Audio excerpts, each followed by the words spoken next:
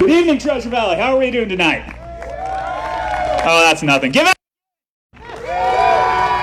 Hell yeah. All right. So who here knows where District 13 is in Idaho? Not many.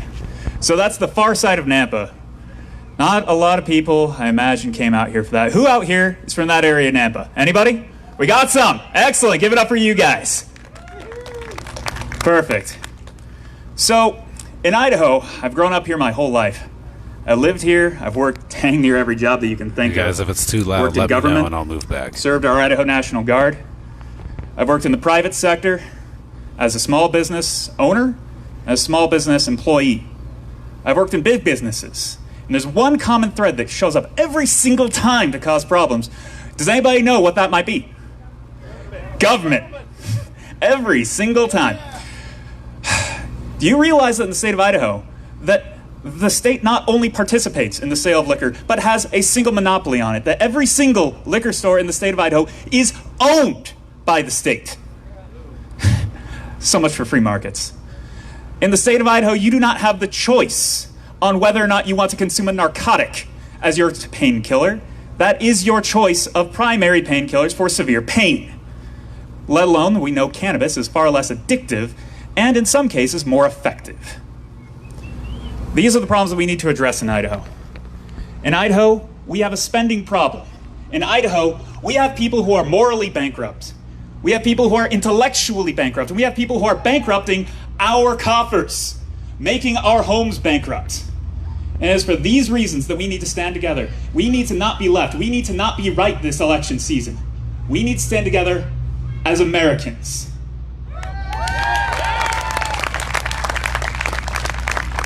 Thank you again. I'm Jess Smith, Legislative District 13. Thank you. He's running for state legislature.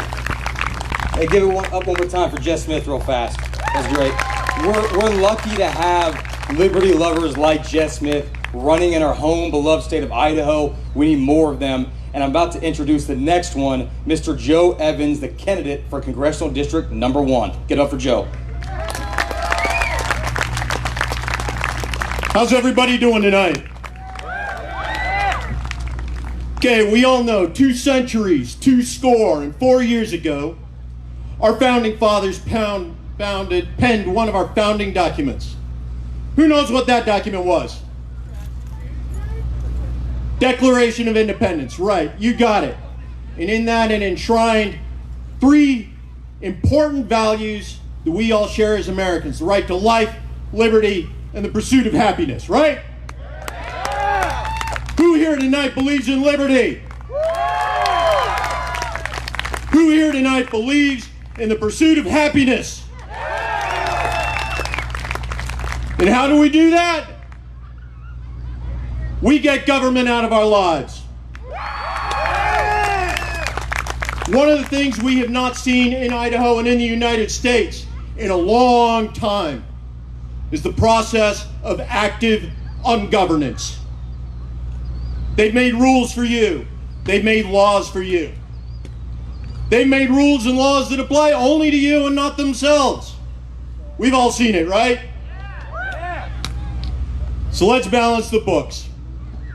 Active ungovernance for the United States, active ungovernance for Idaho, freedom of choice, liberty, and the pursuit of happiness. It may have taken us 244 years to get, 244 years to get back to it. But that's why you're here tonight, and that's why I'm running for office. Thank you for your time.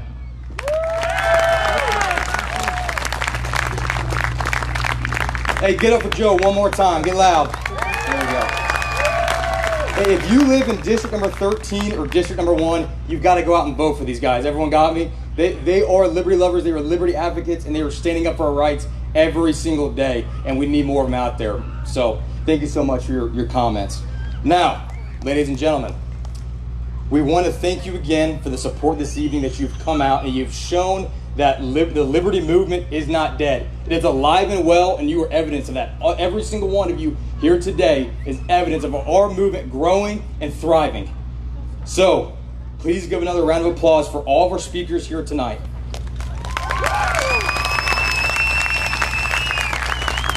Now this next part, after this next introduction, we've got to get loud. Like Boise's got to hear us. Everyone understand me? We don't even like Boise. So I'm just joking. We love Boise, just not the mayor. So without any further ado, I want to introduce you to the woman who is with us, your next president of the United States, Dr. Jo Jorgensen.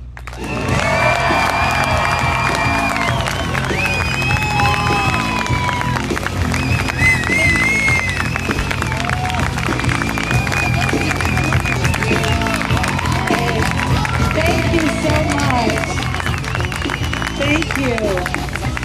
It's so great to be here. Now, I think the place looks beautiful already, but I was told that without the smoke, it will look even more beautiful. So I guess it's an excuse to come back, although we only have, 49 days? So I'd like to start off by talking about my grandmother's vision of liberty. It was my grandmother, who was an immigrant, who gave me the love of this country, who explained to me how in the old country it didn't matter how hard you worked, or even if you held an extra job, it didn't matter because the government just took the extra money, and so that everybody could be the same. And listening to her, it sounds almost like she's from the Soviet Union or some Eastern Bloc country. Actually, she was from Denmark. And it was her vision of liberty and the basic principles of the Libertarian Party that bring me here today. I've been crisscrossing America, listening to how government has continually gotten in the way of progress. And everywhere I go, people tell me their stories. And you know what I hear? The old way isn't working.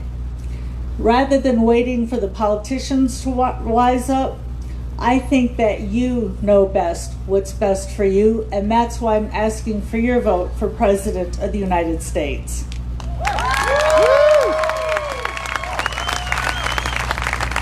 As your president, I will get government out of the way so my grandmother's vision of the American dream can be a reality for all of us. Our current government is too big, too bossy, too nosy, too intrusive. What gives them the right? We need to put the decision-making power back into your hands, because you can spend your money better than any special interest, lobbyist, or bureaucrat in Washington can. Americans would never budget $80 billion every year to keep families apart from their loved ones, but that's what the government does with our prison system. We cannot claim to be the land of the free when we lead the world in incarcerations. We have 5% of the world's population, but house 20% of its prisoners. And one of the biggest factors that led to a quadrupling of our prison population since 1980 is the destructive war on drugs.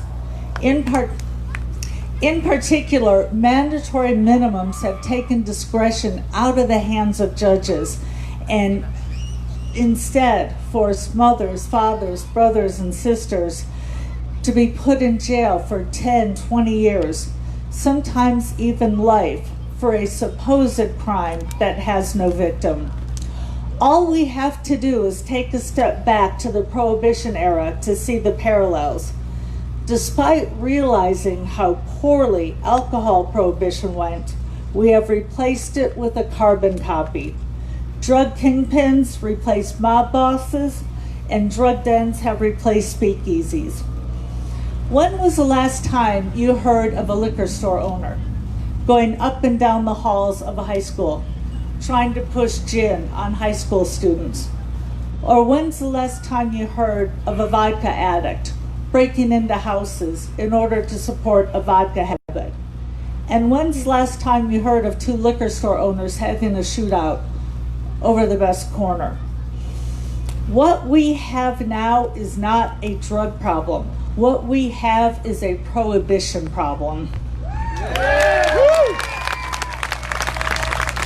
There should be no law to prevent you from owning an object, whether it's a gun to protect yourself or drugs for whatever reason you wish.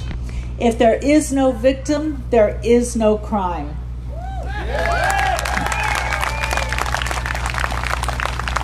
As your president, I will federally decriminalize all drugs and encourage states to treat drug use as a health issue, not a criminal issue. We should allow the medical community to deal with substance abuse issues in a way that salvages lives instead of throwing them away. Accordingly, I will pardon anyone convicted at the federal level of a victimless crime.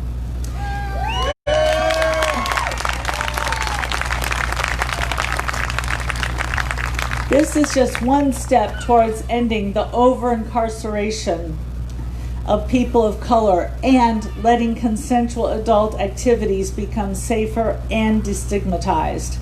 In addition to overcrowding our federal prisons, the war on drugs has negatively affected communities and the interactions that many people have with police. The drug war has single-handedly created gangs that police themselves, often through violence. Consequently, the federal government has created a police state, including the Drug Enforcement Agency or Administration, which receives over $3 billion of our tax dollars annually. They have repeatedly raided medical marijuana clinics, where medical marijuana is completely legal. And long gone is the friendly local patrol officer who walks the beat and knows everyone in the neighborhood by name. Instead of protecting and serving, we have nameless, faceless SWAT teams that are imported from the federal government that make Americans feel like enemy combatants in their own neighborhoods. We need to return policing where it belongs, to the local people, to the police, the mayors, the city council, and voters. And it doesn't stop with the DEA.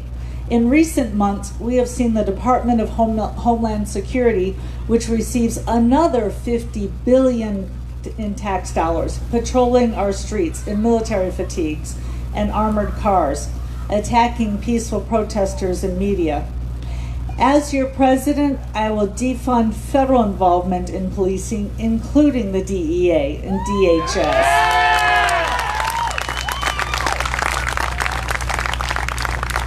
This means ending the supplying of surplus military equipment like tanks and tear gas to over 8,000 federal, state, and local police forces. I will end no-knock raids, which too often end up killing innocent bystanders like Breonna Taylor.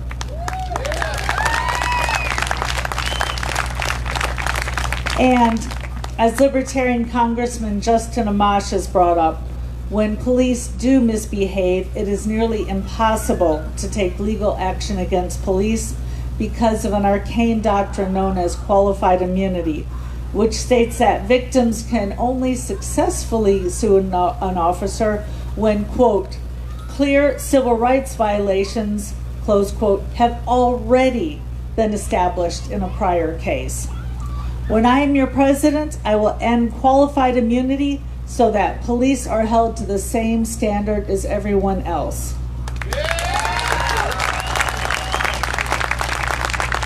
While millions of Americans have suffered from the government's war on drugs, almost every American has suffered from the COVID-19 pandemic in some way. South Korea confirmed its first coronavirus case within a day of our first case and quickly jumped ahead in testing, containing the spread. As infections in the U.S. skyrocketed, South Korea nearly eradicated COVID-19, and they did so without any lockdowns. A testing initiative by Bill Gates was the first to roll out tests in the U.S. that could be done outside of hospitals. Over the course of 10 weeks, they had processed 20,000 tests. But on May 12th, the FDA stopped them from further testing and said they needed, quote unquote, further assessment. This is just one example of how the FDA has worsened the COVID-19 crisis and made it extremely difficult for anyone to get tested. Currently, only those companies with enough money and resources are even able to get the FDA approval. And once they do, they weaponize their patents and hold a monopoly. It costs about $1 billion to take a drug to market right now. And thanks to the FDA, it's about a 10-year process. Meanwhile, it's the patients who suffer, desperately waiting for drugs that just might save their lives. New medicines and procedures should get to patients as quickly and safely as possible. So when I am your president, I will get rid of the efficacy requirement of the FDA, if not the FDA entirely.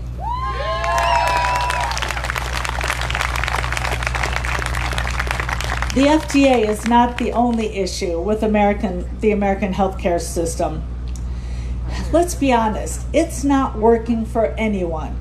My heart breaks for the millions of Americans who have been left behind, those who have been bankrupted. For decades, the politicians in DC have said that the fault is the free market system. Therefore, we need to go to single payer. Well, I have some news for them. We haven't had anything close to a free market in nearly a century. And the alternative to our current big government problem, or big government failure, isn't an even bigger government failure. When politicians say we need Medicare for all, what I'm hearing them say is we need VA hospital for all. This top-down monopoly is unacceptable for any person, let alone those who are willing to sacrifice their lives for our country. We cannot wait for government bureaucrats to decide who lives and who dies. We must put control back in the hands of patients. As I see it, the biggest problem with the American healthcare system is that our insurance isn't actually insurance at all. In any other industry, insurance only covers unexpected costs. Therefore, they're able to hold costs relatively low. Meanwhile, our broken healthcare system pays for everything under the insurance. Just think of how expensive your car insurance would be if it covered gas, oil, and car washes. You would have absolutely no reason to shop around for the best gas prices because you'd simply take out your little $5 copay and not even care about going to the nicest gas stations. And the gas stations would have absolutely no reason to compete with each other on price. In fact, they could raise prices without you even knowing. Why? Because the car insurance companies wouldn't care because they'd get paid the big bucks anyway. This is exactly what's happened in our healthcare system. There is absolutely no reason for patients to shop for better prices, and as a result, healthcare providers have no reason to compete. Insurance companies can charge higher prices without any accountability, and we're the ones left footing the bill. One of the best examples of how a free market system can work is in Singapore, which reserves insurance for catastrophic care only. Their costs are about a third per person of what our costs are. The VA healthcare system should be converted to a system similar to Singapore, which, by the way, is similar to the state of Indiana, in which veterans would be given healthcare dollars. They would have healthcare dollars in their own pockets to go out and shop how and when and where to use them. The government letdown of our soldiers doesn't begin with health care. It starts from the time they enlist. In fact, there are soldiers that are currently enlisted who weren't even alive when the war on terror began. The U.S. spends on its military more than the next 7 countries combined, and we are in about 150 countries around the globe. And what do we have to show for it? In the last 20 years alone, over 500,000 people died in Afghanistan, Iraq, and Pakistan, including 250,000 civilians. Those are parents, siblings, and children who will never return home. In every election, candidates promise more peace, but they only deliver more war. If I'm elected president, my first official act will be to bring the troops home.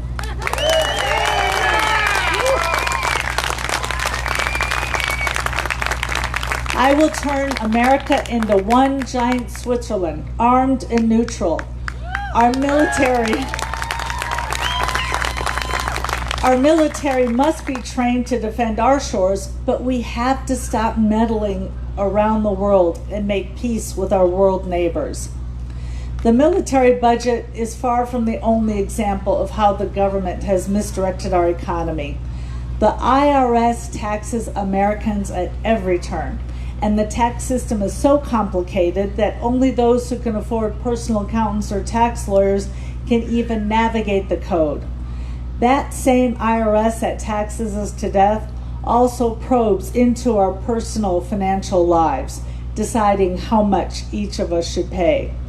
Meanwhile, the government itself accumulates more debt. Now, some people in Washington say we should spend more on military. Others say we should spend more domestically. So what's our bipartisan compromise? To increase spending on both. As your president, my veto pen is going to need a lot of extra ink.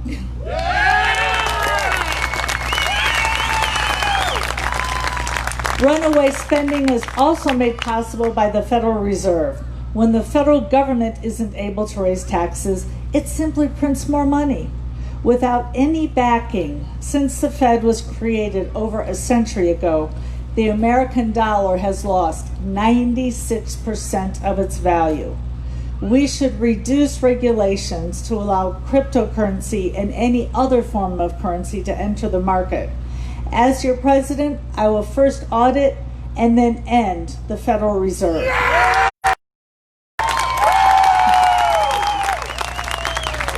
I will eliminate the IRS and work with Congress towards eliminating the federal income tax altogether. It's time to move money out of the government sector and back to the people who earned it. Politicians and bureaucrats don't know what you need. You do.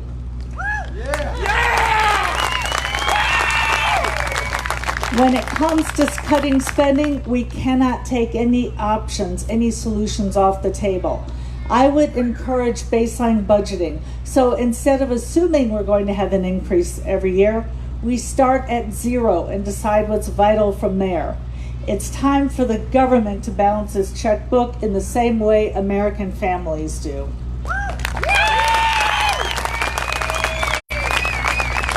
Given the challenges we face as a country, it's easy to feel like the change I'm talking about just can't happen. But I believe it can because I believe in you. I believe in the individuals who make up our great country. And I see America through my grandmother's eyes, a place where the rights of the individual are greater than the power of government. A place where liberty means minimum government and maximum freedom. And a place where the American dream isn't a dream at all. It's real and it's right there in front of you because you made it happen. As I ask for your vote, it's not because I'm asking you to cast a vote for me. Instead, I think you should vote for you. You know best how your money should be spent, and you know best how to prioritize the needs of your family. You know best what's best for you. Thank you so much.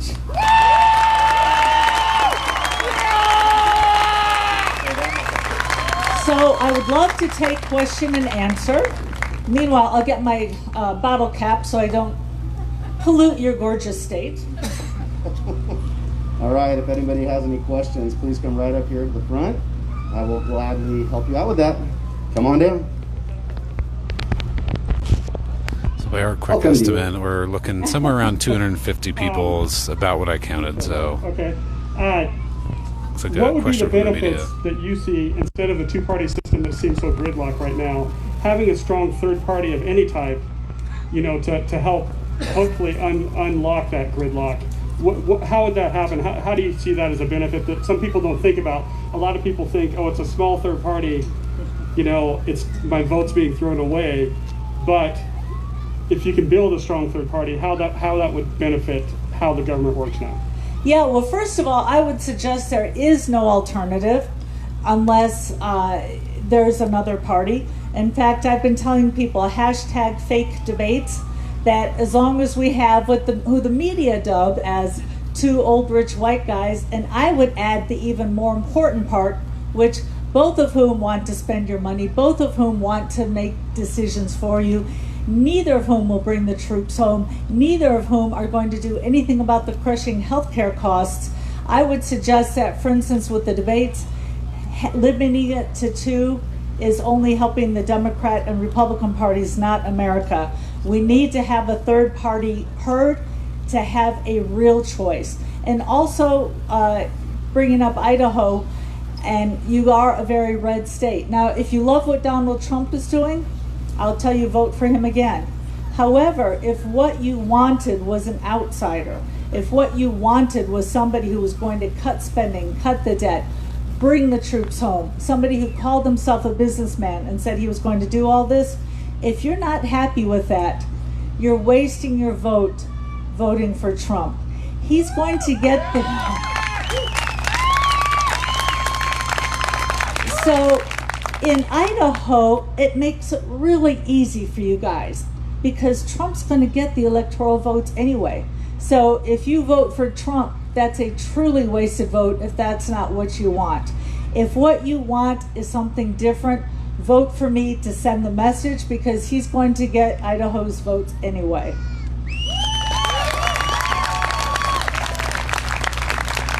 Any other questions? Yes.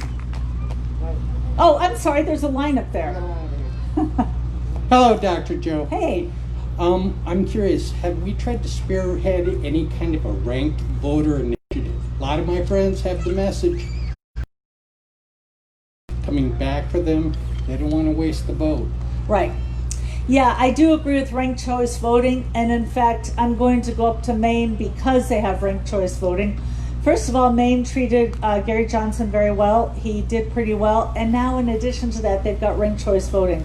And I talked with a couple guys in Massachusetts who are spearheading this, and so yes, I think that's one way to combat the wasted vote in the states that are more kind of on the edge between the two parties. So thanks for that.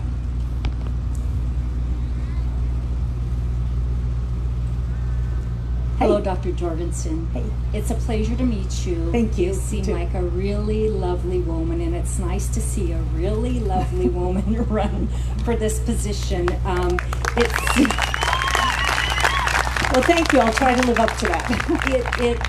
I've been voting since I was 18 years old, and I would like to know specifically how you plan to help reduce the 22 veterans that are taking their lives on a daily basis, establish them a mental health program that includes alternative and holistic remedies besides being doped up with psychiatric drugs. Yes, I completely agree. And as I mentioned in my talk, the VA system isn't good for anyone, let alone those willing to risk their lives. So what I would do, what the state of Indiana does, is they actually put dollars into the pockets of their state employees, and then they buy them basically catastrophic insurance so that they go around and shop for prices. And in fact, in the state of Indiana, before the program, which by the way was optional, but within a couple of years, the majority of people signed up because they saw how much better it was than what we call insurance. But before the program, only about 10% of the drugs that were bought were generic.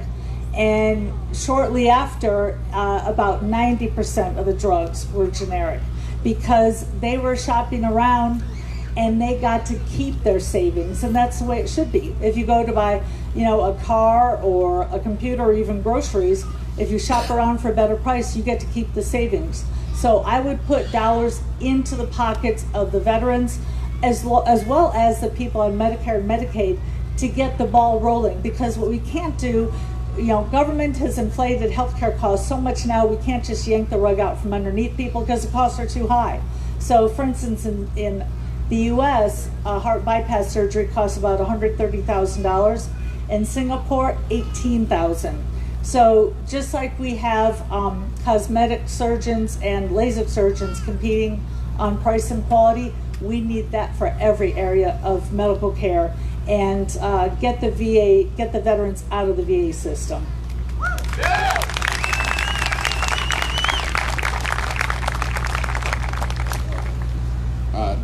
Dr. Jorgensen. So I work in HR as an HR director, and Okay. we have employees that have been here on DACA since they were 5 years old working for us. And with the current Department of Homeland Security and the initiative where they are denying all DACA as well as advanced probation, or sorry, advanced parole, what would you do in order to address this concern? Because we have people that don't even speak the language of the place they're being deported to. Yes. Well, first of all, I mentioned that my grandmother was an immigrant. I'd like to point out that 3 of my grandparents were actually immigrants. And, excuse me, I would open up immigration to the way it was before the 1920s when my grandparents came over. Now, I do not believe that the federal government or any government really should be in the translation business as far as translating. However, we've seen the free market do a good job of that on its own. So, and I'd like to overcome 2 of the myths. First of all, that people come over here just to kind of milk the system. Actually, a lot of the programs, you have to be here for 5 years before you can collect any benefits. So that's already in place. And secondly, when you look at crime, there's a lower proportion of crimes committed by those on those who are born on foreign soil commit fewer crimes proportionately than people born on American soil. So again, I would return it to the way it was when my grandmother came over, and we assimilated just fine. And a lot of people, first generation, don't assimilate as well on language, but typically second generation they do assimilate. And by the way, my grandmother told me that was the hardest thing she ever had to do was learn English. So again, I wouldn't require people to learn English. However, that's not necessary because most people by the second generation, something like 90% are assimilated in our language already anyway. Thanks. Welcome to what I think is the freest state in America still. So, one of them, definitely. my question has to do more with the grassroots. Yes. So what do you think that the average citizen should do to hold their local governments accountable and to affect change at the local level? Well, I can tell you what California is doing. They're coming here. The nice thing about state and local government is you can, as Milton Friedman would say, vote with your dollars, vote with your feet, and go somewhere else. Now, here's the thing. Running for president, Trump does, and go around and tell schools you have to open or free tanks to local police departments. I believe in a big separation between federal government and states, and I would allow the states to work out their own problems. I guess the short answer, I actually am a teacher. I guess the short answer that I'm getting around to is elect libertarians locally.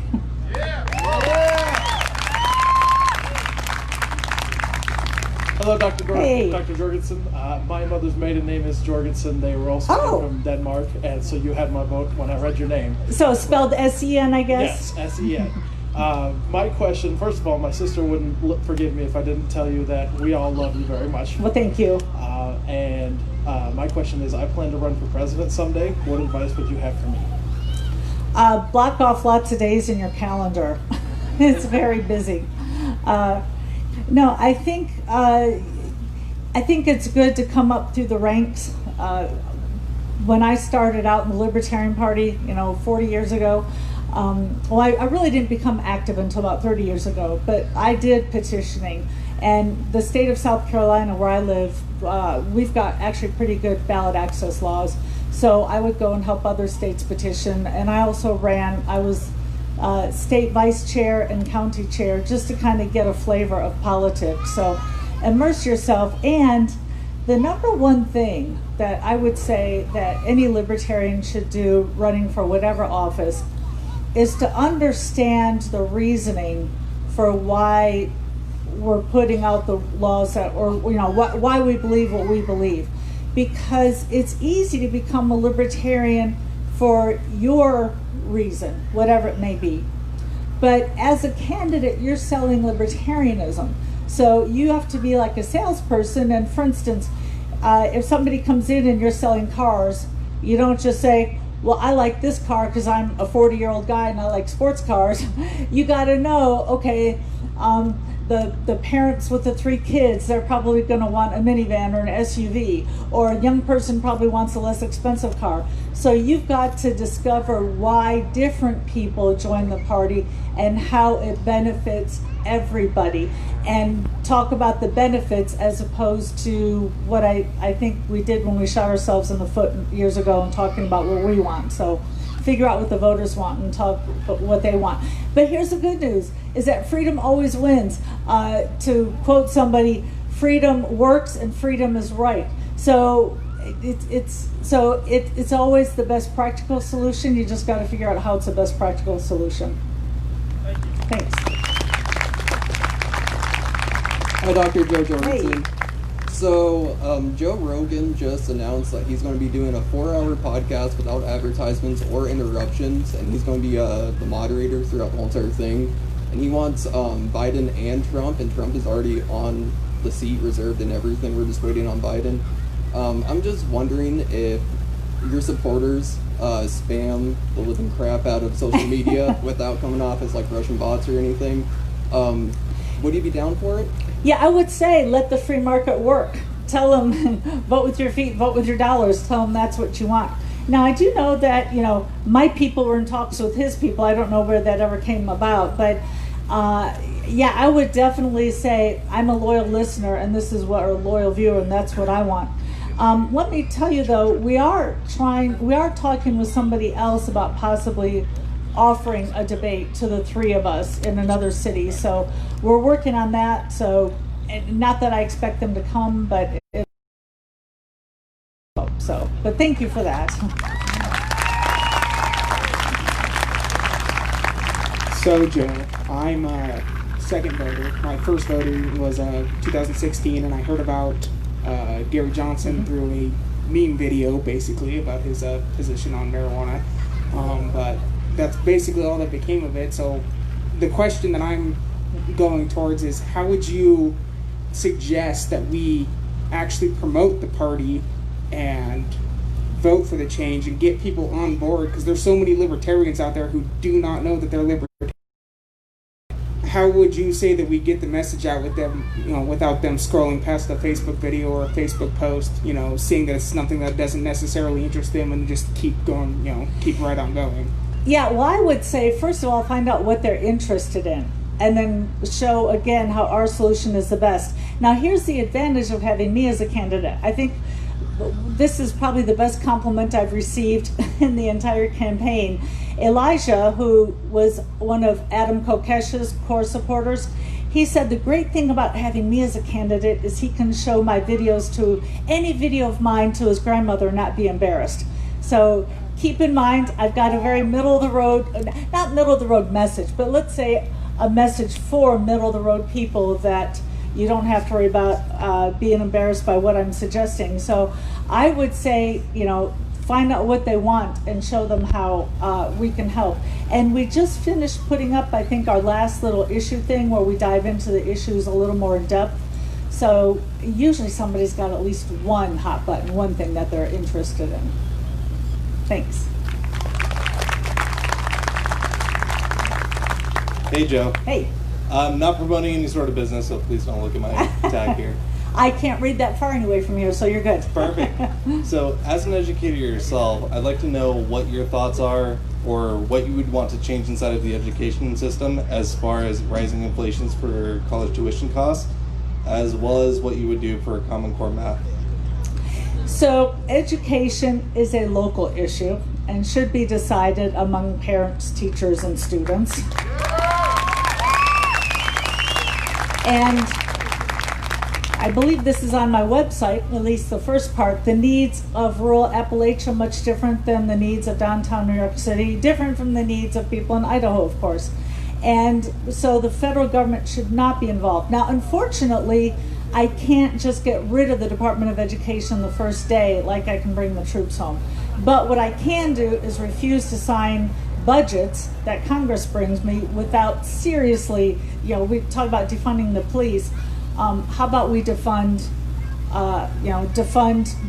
the federal government getting involved in education? And, I think right now it's a travesty that Trump is going around, again, using our taxpayer dollars against us, saying, oh, you might not get this or that unless you open up your schools. Again, very, different parts of the country, very different needs. So again, it should be a local issue, and the federal government just needs to stay out of it.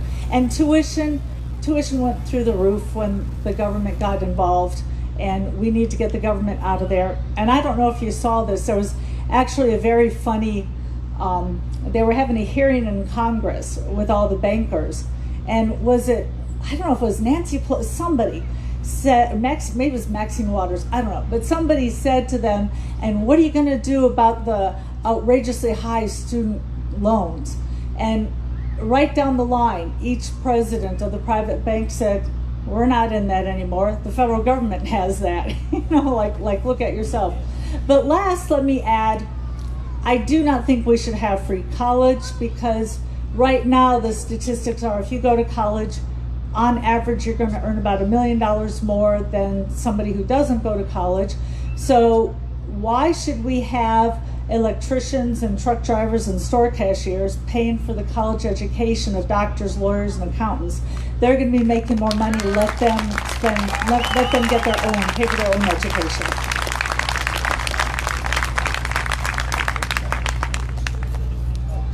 So one of your campaign platforms is that you want to abolish tariffs and open up free trade and allow companies to do what they're going to do. My question is, if you do that, what is going to be your stance on taking on China and how they take advantage of our companies? They employ labor that's not necessarily humane or ethical.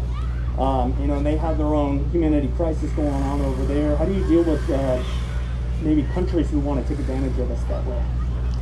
Well, yeah, China has tariffs on goods coming. China has tariffs. Basically, what that is that's them helping to pay for our goods.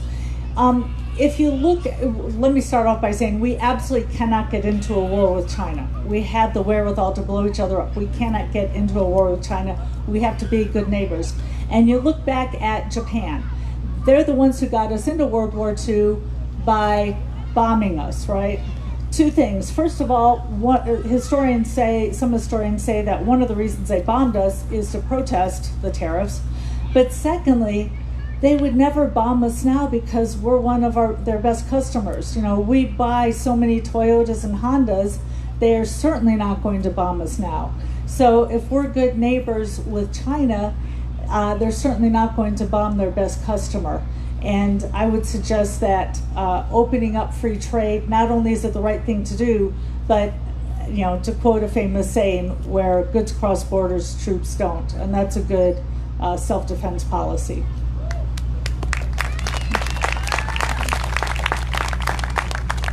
Hi, Joel. Hey. This is my first year being able to vote. I wasn't actually going to vote until I heard about you. Oh, well, thank you. So thank the Libertarian Party for nominating you. Thank you.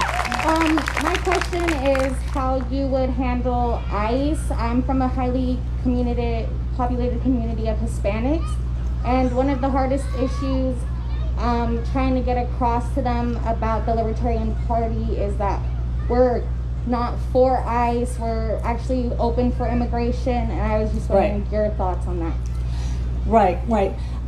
Yeah, we do need to get rid of course, some of these tactics. Now, there's a difference between, should our country have borders? Absolutely, we should have borders. We need to protect those borders. We need to defend those borders.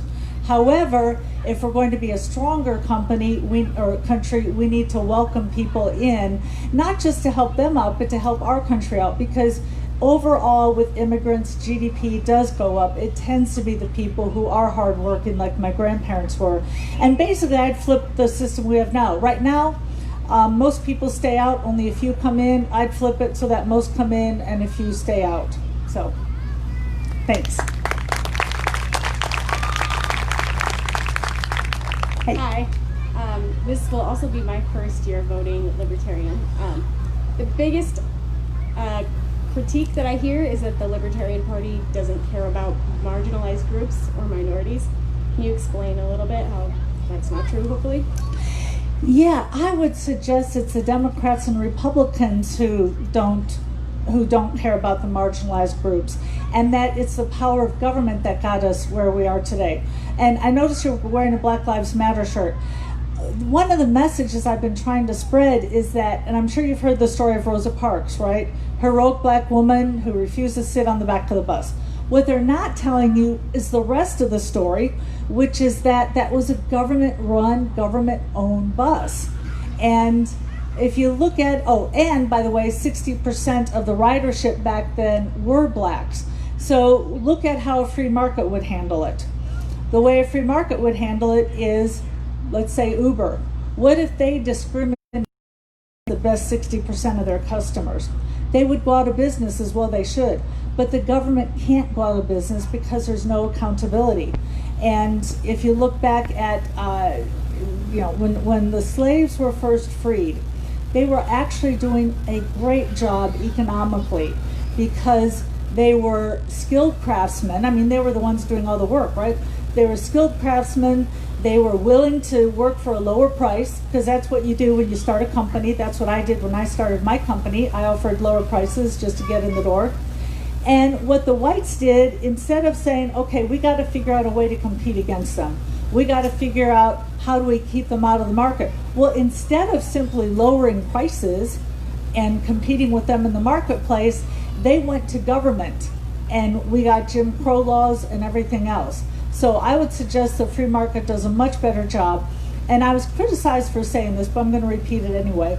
There was a recent thing that hit the news in which a woman who worked for a large company wrote "All Lives Matter" on her personal Facebook, and she was fired from her company. Now, you can agree or disagree. The point is it wasn't government telling that woman you don't deserve a job. It was the free market. It was the company saying, no, that's not the message we want to give. And notice it was on her personal Facebook. It wasn't to vendors or customers or coworkers or subordinates. It was her personal Facebook. So I would say, once again, here's the free market doing a much better job than the government ever could.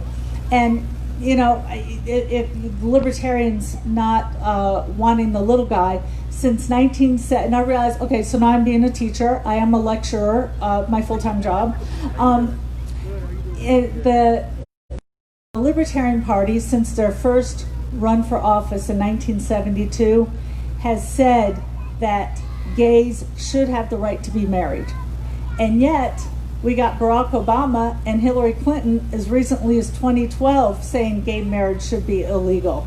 So the libertarians have always been for the rights of the little guy. And also, once again, the free market wins out because in the early 90s, 20 years before Barack Obama and Hillary Clinton were both against gay marriage, the Disney company was offering benefits to the partners of their gay employees because they want the best employees. So that's how you get anywhere in the marketplace without the government giving you special favors, is by working to earn it. And the free market beats out the government every day. Thanks. Oh, so can I ask you something? Have I won your vote yet? Okay, thank you. Dr. Jorgensen, I have a question. Let's talk about big money, sleeping with big government. How do we get the lobbyists to quit needing to buy the votes of our representatives? How do we do that, and how will you do that? Yeah, the only way to do that is to make government smaller. And you can look, there are some laws, let's reduce the power of lobbyists, or let's have term limits or something like that. But that's not getting at the heart of the problem, because if the only reason we have lobbyists is because there's so much power to be had and so much power to be sold. So I'm trying to do that by calling attention to the problem, running for president, And by the way, if you haven't heard this yet, about 75% of our volunteers for the campaign are from outside the party. So there are a lot of people out there saying the old system doesn't work. So if we can get libertarians elected at state, local, and federal levels to say we need to get the power out. And let me mention one other thing with this too. With Joe Biden, I mean, in school we learned, oh, citizen statesman, right? The politician should be, but we don't really think about what that means. What that means is you go to Washington, you pass laws for a couple months, and then you go home and live under those laws. And I don't think Joe Biden has lived under a single one of his laws for the last 47 years. So we've got to stop that. Thanks. Wow, well, thank you so much. Who do I turn the mic over to? Let's get another round of applause for Dr. Jorgensen. Thank you very much. Thank you.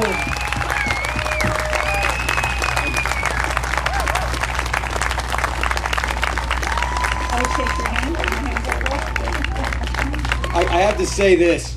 The last time I was proud to support a candidate was in 2012 when I supported Ron Paul. And I cannot say how excited I am to have a candidate that I am proud of, that I'm excited to vote for, and who I cannot imagine anybody else serving better in the White House in 2020. So thank you once again to Dr. Joe Jorgensen. So real fast, guys, just to remind everybody, Dr. Jorgensen needs our support. Right now, there's a huge campaign for getting her to let her speak on the debate stage, and that takes support, but it also takes fundraising and donations. What we're doing here to hear her message, to have her buzz, to give out these t-shirts, these free yard signs, it costs money. At the end of the day, that's how that works. And so here today, we're accepting cash donations. Kate over here is going to walk around if you guys are able to do that. If you have donations over $50 or you don't have cash, you can go to joe20.com/give, or you can come over here to the tent and donate. Once again, guys, we have a candidate that we're proud of, that we're excited for, and she is with us, and we need to be with her. Thank you. I'm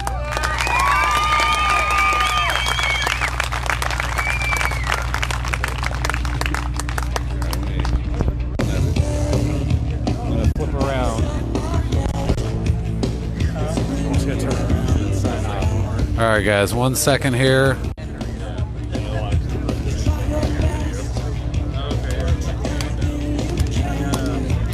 All right, guys, that's going to be it for us here with Idaho Dispatch. My name is Greg Pruitt. If you guys missed the interview that we did with Dr. Joe Jorgensen, you can catch the replay of that. I counted somewhere around 250 people. Could be a little bit more, could be a little bit less, but somewhere in the range of 250, 300 people that were here today. And let us know in the comments what you guys think of Dr. Joe Jorgensen and her stances. But we'd appreciate your guys' support. Go to idahodispatch.com/donate. And for $2.97 a month, you can help us continue to grow this. We're a nonpartisan organization, right? Our goal is to cover important political events that are happening in the state of Idaho. And right now, there's a presidential candidate here in the state. So whether you're Republican or Democrat or independent or something in between, we are here to cover these events. We just got back from Stanley yesterday, where we covered Donald Trump Jr. and him coming into town. And then tomorrow, we're actually driving all the way back up to Haley for a debate between Eric Parker and State Senator Michelle Stennett up in Blaine County. And so that is our goal. Is the Idaho Dispatch is just to give you guys both sides, or all sides of an issue, and then you decide what you want to believe out of what those individuals are saying, or based on the facts as we can present them. So we appreciate you guys tuning in today. Be sure to share this video. Let us know what you think of the interview in particular. I've never had a chance to interview a presidential candidate, so whether you're Republican, Democrat, or whatever, it was a good opportunity for Idahoans to hear from somebody outside of what they may normally hear. So that's all I've got for now, guys. I appreciate it. Take care, and we'll talk to you soon.